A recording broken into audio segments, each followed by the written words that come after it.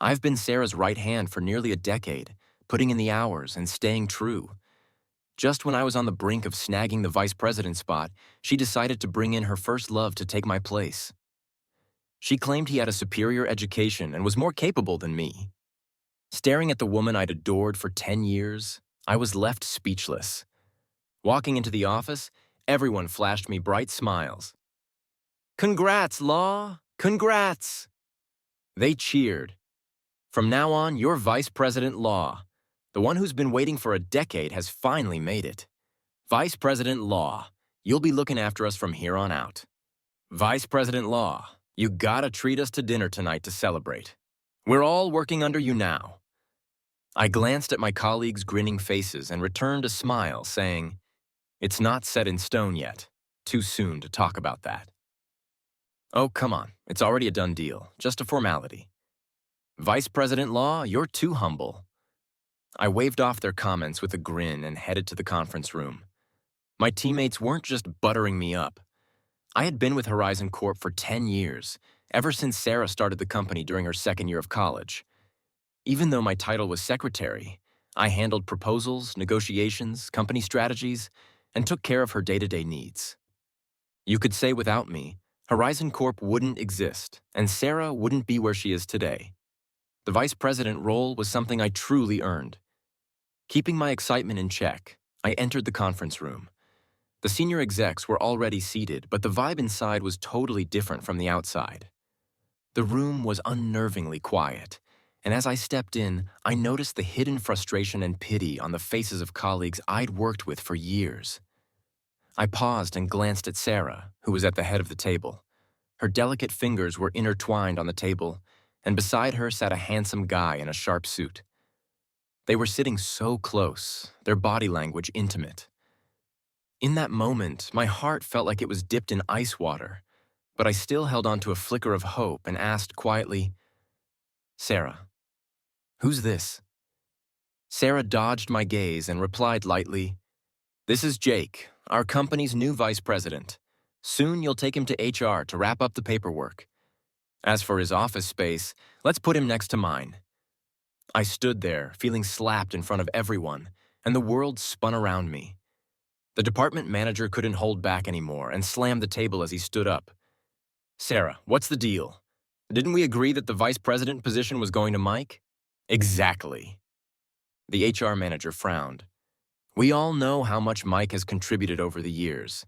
You can't just replace him like this. It's not right. These were colleagues I'd worked with for years, always getting along well." Sarah's face darkened and her eyes scanned the room. After a moment, she spoke with a hint of anger. "Am I the boss or are you?" The department manager didn't back down. "You're the boss, but the company isn't yours alone. You can't just bring someone in and hand them the vice president role. How is that fair?" Sarah sneered. "Jake has a master's in finance and economics from Harvard. He's better educated than Mike and more capable. I'm doing this for the good of the company. You all are being too emotional. A company can't run on feelings." I looked at Jake's familiar face and let out a cold laugh. "Sarah, stop lying. All this talk is just 'cause he's your first love, isn't it?" Sarah and I go way back to high school. Others might not know, but I had a deep connection with Jake. He was Sarah's first love. They had a fiery relationship but broke up because Sarah wanted to stay and build her business while Jake aimed to study abroad. Over the years, men had come and gone in Sarah's life, but none lasted as long as Jake. Exposing this so bluntly, Sarah's expression turned awkward. She leaned back in her big leather chair and looked at me with disdain. "Yeah, Jake is my first love, but where did I go wrong? His education is better than yours, and he's more capable. Mike, you just have to face reality." The meeting ended on a sour note, with me storming out. They replaced me for the promotion meeting without any heads up. I had no clue why Sarah treated me like this. She could have told me beforehand, but instead, she chose the most humiliating way possible. Duncan, the department manager I personally recruited, had worked with me for 7 years and was furious. He came over to my desk, sarcastically complaining, "I heard Jake messed up abroad, got fired, and his rep is shot. He couldn't find a job, so he crawled back here. Did you see her behavior? She doesn't care about any of us now, just fawning over her little lover. It's disgusting. Seriously. I stayed silent, staring blankly at my desk. It was old, worn from years of use, with scratches along the edges. After 9 years at the company, I still didn't have my own office. Back then, Sarah said space was tight, and since I was always rushing to her office, giving me a separate space didn't make sense. It was better to allocate it to someone else, and I naively agreed. But now, Jake got his own office the moment he arrived, complete with fancy mahogany furniture and the latest high-end Mac. I finally got it. All the excuses were just that. The truth was, Sarah didn't think I was worth it. "Why don't you just quit?" Duncan suggested after sipping his water. "We'll all leave with you. This company is screwed anyway." I was silent for a moment before softly replying, "Can you really let go?" He froze, silent. We'd been battling side by side since the company's early days. To us, this was more than just a job. Horizon Corp was like a child I had nurtured with my own hands. I couldn't let it go. My colleagues were even more upset than I was about Jake's appointment as vice president, especially the senior management. We'd worked together for so long, and without any major conflicts of interest, our bonds had grown strong over the years. They couldn't directly oppose Sarah, but behind the scenes, they showed their dissatisfaction. Jake's work wasn't going smoothly at all. Duncan, who was supposed to coordinate with him, refused to give him any important clients, only passing him trivial or particularly tough ones. The other departments were just as uncooperative, handing over documents like squeezing toothpaste, only when Jake explicitly asked for them. Sarah angrily confronted them, only to hear, "I didn't know what he needed, but I gave him everything he asked for, didn't I?" With no better options. Sarah turned her attention to me, called me into her office, and said tactfully, "You've worked hard over the years. Even though you're called a secretary, you've had to do everything." I looked at her, expressionless. "Just say what you want." Sarah was clearly irritated by my bluntness, but kept her cool. "Now that Jake's here, you won't have to be so busy anymore. You can hand over all your clients to him and focus on being a secretary." She said it lightly, as if it was nothing important.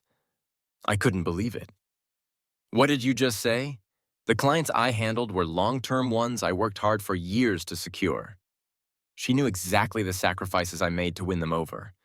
Back when the company was just starting, we had no resources and had to snatch clients from bigger companies. It was incredibly tough.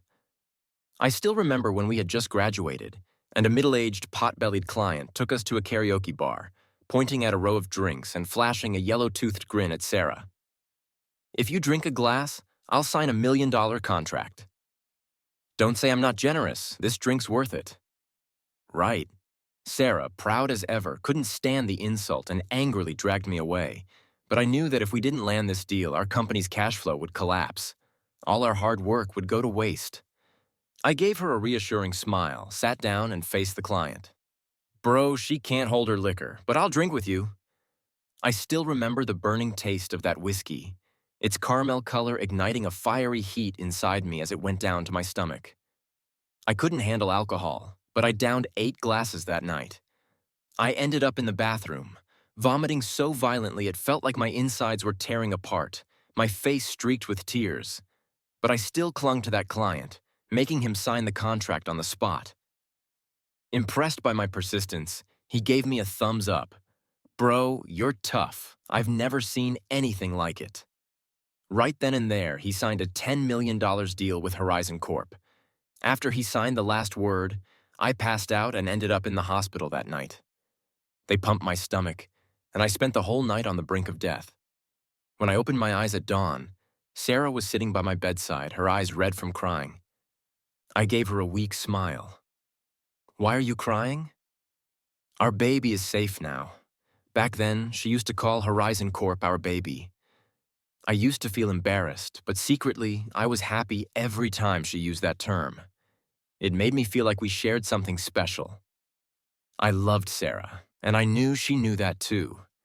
Back then, she wasn't as composed as she is now. She choked on her words. Why did you do that? So what if we didn't get it? You almost...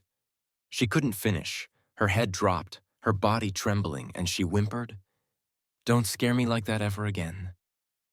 To me, it had been worth it because of that incident. I developed chronic stomach problems that persist to this day. After that, similar situations happened several more times. Sarah was too young and proud back then, and I always had to step in front of her.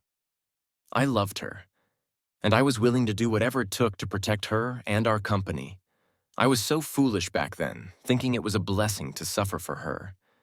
But the same Sarah, who once swore she wouldn't let me down, was now pushing me out of the company's inner circle.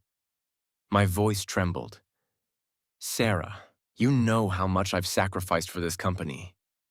Why are you doing this to me?" Sarah frowned, irritated. "I know you've sacrificed a lot for the company, but who hasn't? Is there any point in constantly bringing it up? Jake's new here and he's still learning the ropes. Just hand over your clients to him. You're a secretary after all. What do you need clients for?" "No way," I said coldly. Sarah looked taken aback, as if she hadn't expected me to refuse. "If I were you, I wouldn't make things so difficult for yourself." Jake entered the room. He walked over to Sarah's side, sneering at me. "Don't think just because you've been here longer that you can forget your place. This company belongs to Sarah. Without her, you're nothing." He narrowed his eyes and added sarcastically, "If you're smart enough to cooperate, you can keep your job. Otherwise, I'll fire you, and you'll have to pack your bags and leave." I didn't respond. I just looked at Sarah and asked softly, "Is this how you feel too?" Sarah's face remained unchanged as she said, "Jake is the vice president of the company. He has the authority to decide personnel matters." After a long pause, I nodded and said calmly, "Got it." I tore off my employee badge and tossed it onto Sarah's desk. "You don't have to fire me. To hell with it. I quit." As soon as I stepped outside, I saw a few people gossiping near the door. Duncan was furious. "How could she be so shameless? I'm done too. I'm leaving with you." The others looked devastated. "Law, you built Horizon Corp from the ground up. What will we do if you leave? We can't really work under that guy who came in through the back door, can we?" I forced a smile and patted Duncan on the shoulder. "Let it go. You still have loans to pay off? I'll go ahead for now. But once I'm doing well, I'll bring you over." On the day I left Horizon Corp, it snowed. I held my things and looked back. The building was covered in falling snow, glowing brightly amidst the gloom. I don't know if it was the snowflakes getting in my eyes, but suddenly my vision blurred. This was the place I had worked for 9 years. I had watched it grow from our dorm room, then to a small rental near the school, then a 2-floor storefront, and finally, a high-rise office in the city center. I still remember the day we first moved in, sitting on the empty floor, crying and laughing as we celebrated the bright future ahead. I was willing to sacrifice everything to protect it.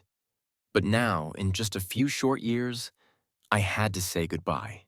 After I left, I heard that Jake tried to assert his authority by holding a meeting, warning everyone that if they didn't cooperate with him, they'd end up like me, packing up and leaving. Duncan mocked him on the spot. "What kind of end? Being hired with a high salary as vice president by a bigger company?" Jake's face turned green, and the meeting fell apart. He was an idiot. Someone like a versatile talent was always in high demand. Even back when Horizon Corp was still small, many big companies tried to poach me, offering salaries starting at $1 million a year.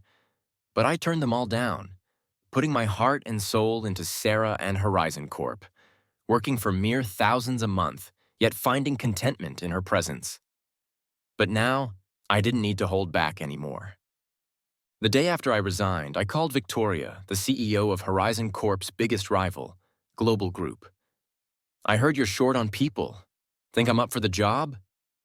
Victoria didn't hesitate. "What I lack is a vice president. If you join, you can start tomorrow." She didn't make empty promises. The very next day, she personally escorted me through the paperwork and introduced me to all the departments. Mike is now Global's vice president. His words carry the same weight as mine. Over the next few days, report your work to him and be sure to cooperate fully. That evening, Victoria threw a welcome party for me. I raised my glass to her and said, "President Liu, it's an honor to work with everyone at Global. I look forward to a successful partnership." Victoria smiled charmingly, her eyes sparkling with mischief. "No, the honor is all Global's for having you, Mr. Law. The work environment was much better than I had anticipated, and I finally had my own spacious office. No one at Global gave me trouble for coming from Horizon Corp. In fact, I had a decent reputation in the industry, and they were already aware of my abilities. Everything was going smoothly, even beyond my expectations, until I received my first major project. When I opened the file, I was stunned. It was the same marketing collaboration with the listed company that I had been working on back at Horizon Corp. The deal was substantial and crucial for several companies in the city. Sarah hadn't trusted anyone else with it and had personally assigned me to oversee it. I had spent half a month working on the proposal until I was satisfied with it. Given how much Sarah valued Mike, this project must have been handed over to him by now. A fire ignited in my heart. This was my first major project after leaving Horizon Corp, and my chance to prove myself. This time, I was going to show them exactly what Horizon Corp had become without me. On the day of the negotiation, Victoria took me along. Before we even entered, we ran into Sarah, who had arrived at the same time, with Mike following closely behind. When he saw me, he frowned slightly. Sarah's expression was complicated. She looked at me, her lips moving as if she wanted to say something. I walked past her without sparing her a glance. Once the meeting began, we sat across from each other as I looked at Sarah. A flood of mixed emotions filled my heart. This was the first time I wasn't sitting by her side, and I never expected to be sitting across from her. Fate sure has a twisted sense of humor. The project lead adjusted his glasses and said, "This project is very important to us, and we appreciate you all being here. Why don't we start by having each of you present your proposals, and we'll make a decision after that." Mike eagerly stood up, picked up the proposal, and began his presentation. Global has a strong advantage in precision marketing. You can see here our previous successful cases, including the campaign we did for Genie Catering. In just 6 months, their market share, ad spend, and sales all significantly increased, along with several others. I kept a blank expression as I listened. These were all cases I had worked on, and it was shameless of him to present them as his own. But as he went on, something didn't feel right. The content of Horizon Corp's proposal sounded more and more familiar. This was the proposal I had written before I left. A surge of anger rose in my chest as I turned my gaze toward Sarah. I couldn't believe she could be this shameless, giving Mike the proposal I had painstakingly worked on for so long. I had given that proposal to Duncan before I left, but Sarah must have snatched it for Mike. I didn't know if I felt more angry or heartbroken. I had been Sarah's secretary for 9 years, working diligently and faithfully, even if she didn't like me. At the very least, we were once friends. How could she stoop so low? Sarah seemed to feel guilty and didn't dare meet my gaze. In that moment, I was utterly disappointed in her. Mike finished his presentation, and I noticed a look of satisfaction on the project lead's face as he praised, "Global never fails to impress. This is an excellent proposal, Mr. Liu." Mike shamelessly accepted the compliment. "Thank you. Now let's hear from Global." Victoria nodded at me, and I took my proposal to the front. This proposal had been put together in a rush, and I couldn't say it was better than the one Mike had. After hearing me out, the project lead simply nodded. "Well then, wait," I interrupted. "I have a question for Mr. Mike, just now. You mentioned that Horizon Corp has 18 marketing branches in S-City, but as far as I know, Horizon actually only has 8. So, where did the other 10 come from?" This was a mistake I had made when I originally wrote the proposal, accidentally inputting the wrong number. But after I left, no one had corrected it. Mike froze, flipping through the proposal in panic under the project lead's scrutinizing gaze. The more flustered he became, the harder it was for him to find the data. After all, this wasn't his work. He was just parroting what was written. I let out a cold laugh. Can't you remember the data from your own proposal? Or are you deliberately exaggerating to deceive us into this project? I pressed him harder. Is this how you approach collaboration? With such irresponsibility? How can the client trust you? Mike was thoroughly rattled.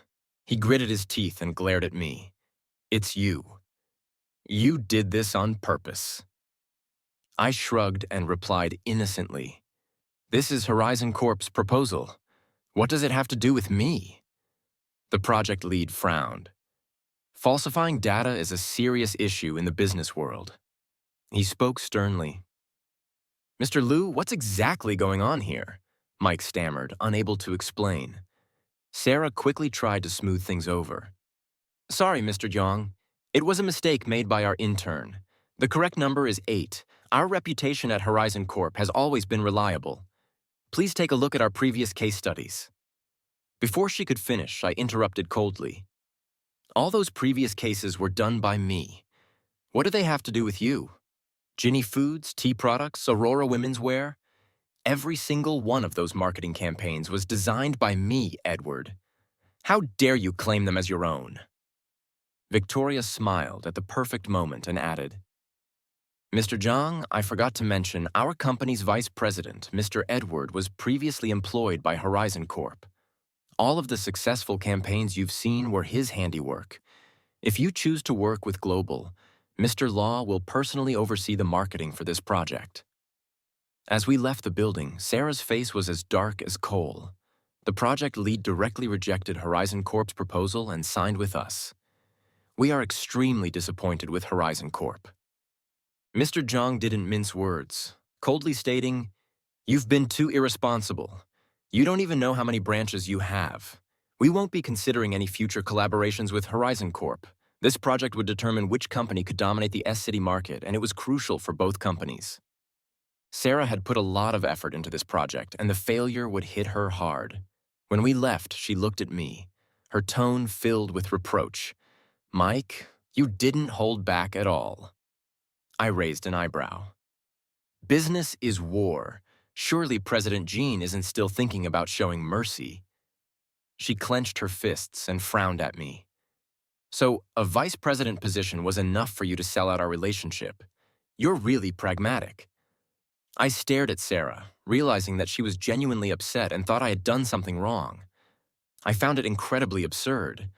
I was so angry that I actually laughed. A smirk spread across my face. Sarah, it's fine to be useless, but being both useless and shameless is a problem. When I was around, you relied on me. You leaned on me while trying to suppress me. And then you bring in some... I glanced disdainfully at Jake. Incompetent fool to take my place as vice president. And now you want to call me pragmatic. You disgust me.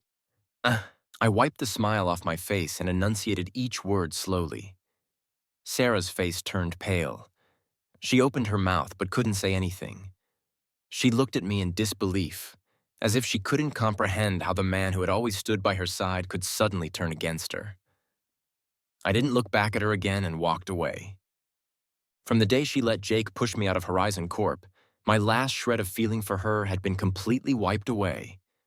These past 10 years had been nothing but a dream. Now that I'd woken up, it was time to move on with my life. A while later, Duncan called me, complaining, I'm really at my wit's end with Jake. Wasn't he supposed to be some Harvard grad, a top student? Why does he seem like an idiot to me? He put together a proposal full of holes, and the numbers don't even add up. He didn't let us review it like he was scared we'd steal it. The client saw the proposal and was furious, refusing to sign the contract. I spent nearly 6 months working on that deal, and this guy ruined it. He's such bad luck. Duncan took a sip of water and continued. You have no idea. In the last few months, he's offended almost all of our clients. The company's performance has dropped by more than 40%. After hanging up, I sat in silence. To be honest, I saw this coming the moment I left. Over the years, I had done everything for Sarah. I'm the type who, when I care for someone, I give my all, to the point where I'd practically carve out my heart for them.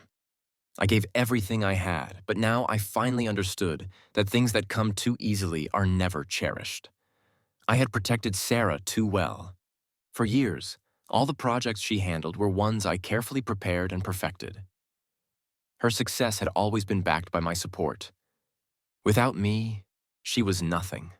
I wanted to move on, to never look back. But in S City, there were only a few big companies, and we often had to cross paths. In late October, Victoria brought back a project. This company is from Beijing. They're pretty big, and they're looking to launch a marketing campaign. Take a look. After researching it for a while, I said seriously, "We can't take on this project. Look, the company is quite large and their budget is high. If their information and products are fine, why wouldn't they promote in Beijing? Why come all the way here? To put it bluntly, our market here isn't on the same level as Beijing's. You should investigate their products. I suspect something's wrong." A few days later, Victoria returned with a serious expression. "You were right. I had someone look into it. Their previous products had issues, and this company is just a shell trying to clear out substandard stock. If it weren't for your vigilance, we would have been screwed." I thought the matter had passed, but when I ran into Sarah again at an industry association meeting, I found out they had taken the project. Jake, standing next to Sarah, sneered at me. "Edward, do you really think Horizon Corp can't survive without you? We just landed a huge project, much bigger than anything you've ever done. You were just lucky before, riding on Horizon Corp's coattails. Don't think the world stops turning without you." I looked at Sarah, hesitating to speak, out of spite. I didn't want to tell her the truth about the project, but Horizon Corp was a company I'd built from the ground up, and I couldn't stand the thought of it falling apart. Sarah misunderstood my silence, and she looked at me intently. "Edward, I can live just fine without you. I don't need you." I swallowed the words I wanted to say and chuckled softly. "Is that so? Well, that's great then." Over the next few days, Sarah and Jake were visibly riding high. This was the first major project they had completed since I left, and they were eager to flaunt it. All of Horizon Corp's marketing teams were working overtime to promote the product, pushing it hard, but the higher you climb, the harder you fall when Judgment Day comes. One chilly autumn evening, the first post exposing the product hit the internet. In their marketing campaign, they had started promoting a baby formula. However, many infants who consumed the formula began experiencing severe vomiting and diarrhea, ending up in the hospital. At first, Sarah and her team managed to suppress the posts by throwing money at the problem. But as more and more posts surfaced, things quickly spiraled out of control. The situation reached a breaking point in November when 2 toddlers, just over a year old, suffered respiratory failure after drinking the formula. Both died shortly after being rushed to the hospital. It was like kicking a hornet's nest. Chaos erupted, people were outraged. Every news outlet and website reported on the tragedy, and the company's shady practices were fully exposed. Horizon Corp, which had promoted the product, got caught in the crossfire and was thoroughly scrutinized. Promoting such a heartless product? Doesn't the boss worry about earning money but not living long enough to spend it? How could a product like this get promoted? There must be some shady dealings. This needs a thorough investigation. This kind of corrupt company needs to be shut down. In no time, Horizon Corp became the target of public outrage. Most of the clients Jake had alienated during his tenure had already left, with some of them following me to Global. The few that remained quickly terminated their contracts after this scandal, unwilling to risk further association. Sarah was in a complete panic, begging anyone she could for help, but to no avail. Just when I thought Horizon Corp was about to learn a harsh lesson, Duncan suddenly came to me. In just a few days, he looked much more worn out, with dark circles so deep I feared he might collapse on the spot. I was taken aback. "It can't be that bad, can it? Is the situation really that serious?" Duncan rubbed his face but said nothing. After a long silence, he buried his head in his hands, his voice filled with mixed emotions. Edward, Horizon Corp is finished.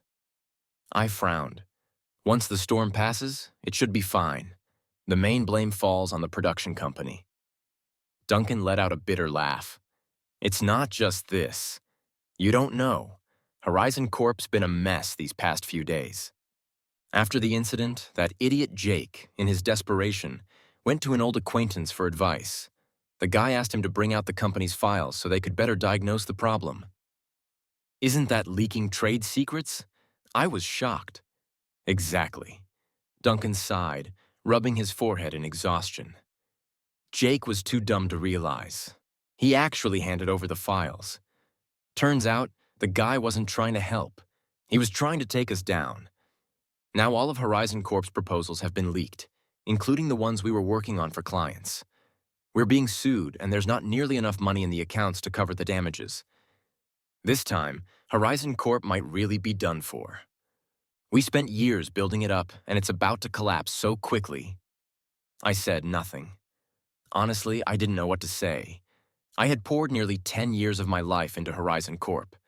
Seeing it fall apart like this left me feeling conflicted. Why did Sarah have to bring back such an incompetent person to be vice president? Duncan looked baffled. I thought she liked Jake, but they don't seem to be together. Last time, Jake asked her out for dinner, and she didn't even go. I don't know. I shook my head. I would never understand what Sarah was thinking. And now there's no need to. As we were eating, Duncan suddenly got a video call. When he answered, chaos erupted on the other end, with people shouting so loudly we could barely hear them. What's going on? Duncan was confused. What's all this noise? Manager Law.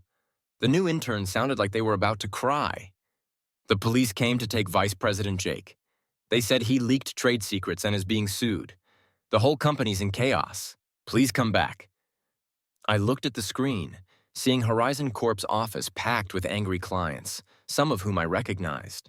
They were all shouting at Jake, spitting venomous words.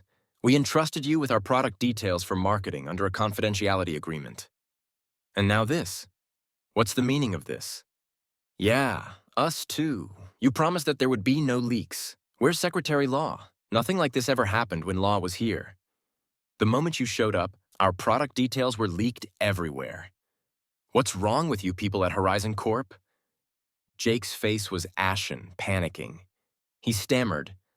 I didn't know. I didn't know he was a scammer. How can you blame me? You should be going after him.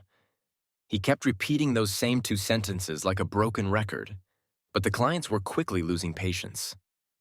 Don't give us that crap. We gave the information to you, not him. Why would we go after him?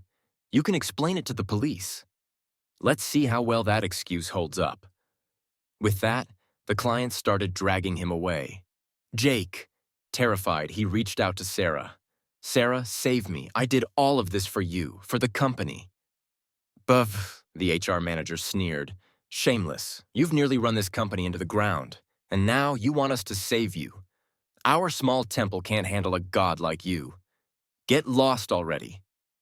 Jake looked around in desperation, only to find that everyone was staring coldly at him.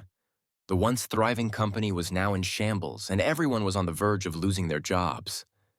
Who could still look kindly upon him? Sarah begged, her voice trembling, but she merely glanced at him, her eyes filled with disgust. Jake froze for a moment before being dragged away, and that I didn't have to go out of my way to find out what happened next. The news spread quickly throughout the companies in the city. Every business took Horizon Corp's downfall as a lesson, launching internal reviews and confidentiality training to prevent a similar disaster. In the end, Horizon Corp couldn't be saved. The compensation was too much, and the company's finances couldn't hold up. Even after Sarah poured her own money into the company, it was impossible to turn the tide. Eventually, Horizon Corp was sold off at a rock-bottom price. Everything Sarah had painstakingly built over the years was finally gone. Jake was sentenced to 3 years in prison for leaking trade secrets. Before going in, I heard he was still shouting that it wasn't his fault, but no one paid attention to him. Not even Sarah visited him again.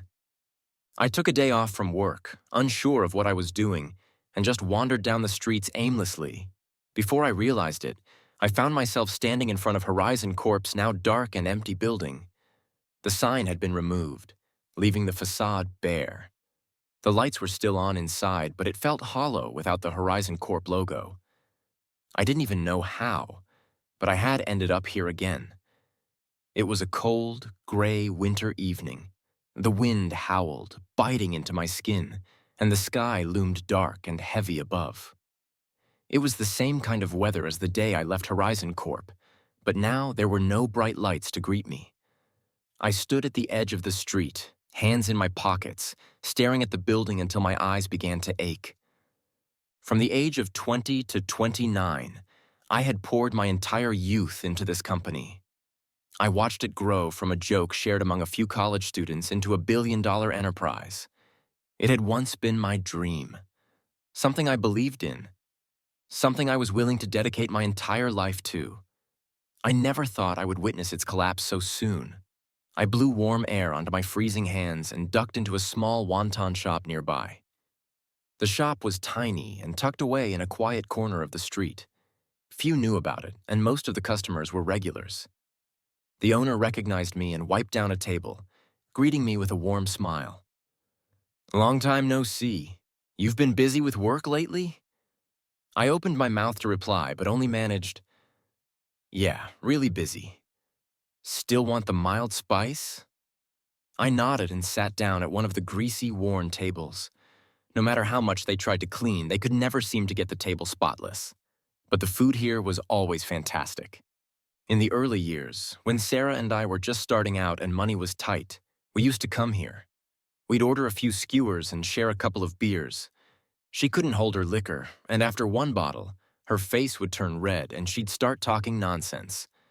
"When we ring the bell on NASDAQ, we'll do it together." I laughed at her back then. "Ringing the bell? You're more like the bell yourself. We don't even have any clients yet." She would just laugh, her eyes shimmering in the dim light from the cheap incandescent bulb. "Once we ring the bell, we'll—" The shop was too noisy, and her voice was too soft. I couldn't catch the rest. "We'll do what?" But she didn't finish. She just smiled. It hadn't even been that many years. Now I sat alone in the same spot, drinking beer. My heart heavy with a mix of bitterness and sorrow. How had things ended up like this? The door curtain rustled as someone came in, bringing with them a gust of cold wind. The person sat across from me. The shop owner chuckled. "You two used to always come together? Then you started coming in alone. I thought you'd broken up, but here you are again?" "That's nice." Sarah didn't correct him. "Boss, bring us a case of beer." "Right away." She sat down as if nothing had happened, picking up the beer I had placed on the table and taking a sip. The icy liquid, full of carbonation, made her frown tightly. I couldn't resist a jab. "What's wrong? President Jean had too much fine liquor to handle plain beer now." Sarah didn't answer. After a long silence, she lowered her head and spoke softly. "Edward, do you think I'm useless? That I'm a complete failure?" I let out a cold laugh. "Is that even a question?" She forced a bitter smile. "Horizon Corp is gone. I couldn't save it. I sold it. I know. I always thought that even without you, I could make it." Her voice was quiet, filled with a sadness I had never heard before. "I thought I didn't need your protection anymore." I took a sip of my beer, trying to swallow down the bitterness in my heart. I had ordered quite a few skewers, but Sarah didn't touch any of them. She just kept drinking. She was always a lightweight, and she was drinking fast. Soon, her eyes were clouded with drunkenness. For a moment, in her tired face, with her perfect makeup slightly smudged, I saw a glimpse of the young Sarah who used to wear a simple white t-shirt, always talking about taking the company public. That Sarah had long disappeared. Now this Sarah was far from ringing any bells. She was more likely to bury me at this point. I could only see the faint shadow of the person she used to be, brought out by the alcohol. "Edward, do you know why I brought Jake back to be vice president?" I thought for a moment. "You felt threatened by me, didn't you?" It was something I had figured out later. We were both adults. No one still believed in those fairy tales about first love or unforgettable romances. Even if she did have feelings for Jake, she wouldn't have jeopardized the company over something like that. She must have thought that my influence in the company had grown too strong, threatening her position as CEO. That's why she pushed me out. In the adult world, it's always about self-interest, isn't it? Sarah laughed, but it was more painful than crying. No, it wasn't that. I just wanted to prove to you that I, Sarah, could stand on my own without your protection. Do you remember the time you were forced to drink? How could I forget? Even now, my stomach still hurts late at night. You couldn't drink back then either. She gazed at me, though it seemed like she was looking far into the past. When they wheeled you into the emergency room, the doctor gave me a critical condition notice. You don't know how scared I was. I thought, I don't need the company. I don't need to be an entrepreneur. I just want you to be okay. I didn't know if it was the bitterness of the beer or something else, but her words made me feel like I was on the verge of tears. Sarah downed the beer in her hand and crushed the can with trembling fingers. Her eyes were red.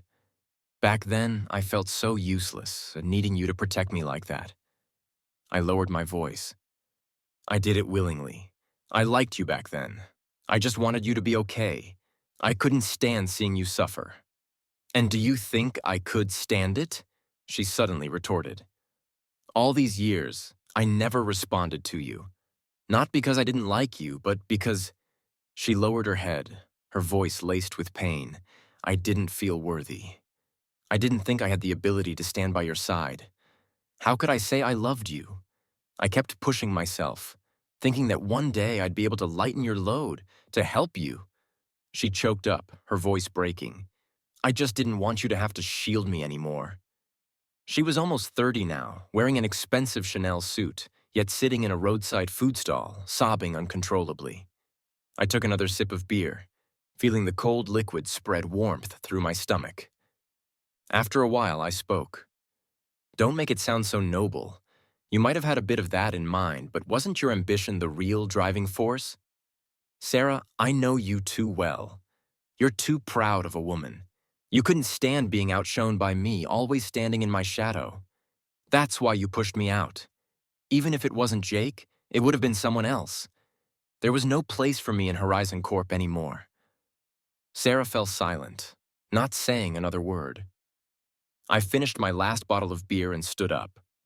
Boss, the owner smiled. She's paying. Got it. I picked up my coat and lifted the curtain at the door. Outside, it had started snowing. Large flakes danced in the wind, glowing softly under the streetlight's warm yellow light. Behind me, Sarah called out to me, her voice trembling. Edward, if I said I knew I was wrong, would you come back? I didn't answer. I let the curtain fall behind me and walked into the snowstorm. In late January, just as I was preparing to resign, Duncan called me. His voice was tired and carried an inexplicable weight. Sarah was in a car accident. Is it serious? I gripped the cup in my hand tightly. Duncan was silent for a long time before he quietly said, She's lost a leg. They had to amputate. Her fingers were severed too, although they'd reattached them. The doctor said she'll likely only be able to perform light activities in the future. She won't be able to carry anything heavy. My mind went blank, and I asked, dazed, how did this happen? She went out drinking, then drove on the highway. She was drunk and crashed, Duncan said somberly. Horizon Corp is gone. She's probably the one taking it the hardest. If you have time, maybe you should go see her. After hanging up the phone, I still couldn't believe it. I sat at my desk for the rest of the afternoon, unable to focus. Every time I closed my eyes, all I could picture was Sarah's face covered in blood. For someone as proud as her, being disabled for life, how would she ever accept that? But after thinking about it for a long time, I decided not to visit her. Sarah and I had been in competition for so long. In her current state, she definitely wouldn't want me to see her at her lowest. Our relationship had run its course. From meeting as teenagers to growing tired of each other, it had come to an end. This complicated, fragile bond, full of too many emotions, was shattered before we could even speak about it. Did she ever love me? Perhaps she did, but that love couldn't withstand her pride and stubbornness. It ends here, I thought as I looked out at the sunset glowing red like blood. It was a mistake from the start. It's time to stop. When I handed in my resignation, Victoria did everything she could to convince me to stay. Is there something wrong with the company's benefits? If there's anything you're unhappy about, let me know. I'll fix it. I smiled and shook my head. The company has treated me well, and so have you, President Liu. I'm just a bit tired. I want to take a break for a while. Victoria sighed regretfully. Then after you've rested, you must come back. Global's doors will always be open for you. In the following months, I traveled everywhere: Chengdu, Hangzhou, Inner Mongolia, Tibet, abroad. I visited the Maldives, Egypt, toured Europe, and even made my way to Antarctica. All of my best years had been spent working. After everything that had happened recently, I suddenly realized that I had never truly enjoyed life. So I indulged myself, walking barefoot on the fluorescent beaches of foreign lands, galloping across endless grasslands, and losing myself in the vibrant northern lights under Iceland's night sky. Life was more than just work, and now I finally discovered a new kind of happiness. In the heat of August, Duncan sent me a message on WeChat. Haven't you had enough? You're practically a travel influencer now, making us all jealous with your daily posts. Isn't it time for you to come back and get back to the grind? I laughed and teased. You lost your job, but you're still itching to work like a wage slave. You're incorrigible. Duncan chuckled. Damn right. So, when are you coming back? The guys are all waiting to start over with you. I glanced down at the suitcase in my hand and smiled slightly. Clean yourself up and wait. I've just landed. This time, I'm definitely taking you guys to ring that bell on NASDAQ. In the distance, the sun began to rise,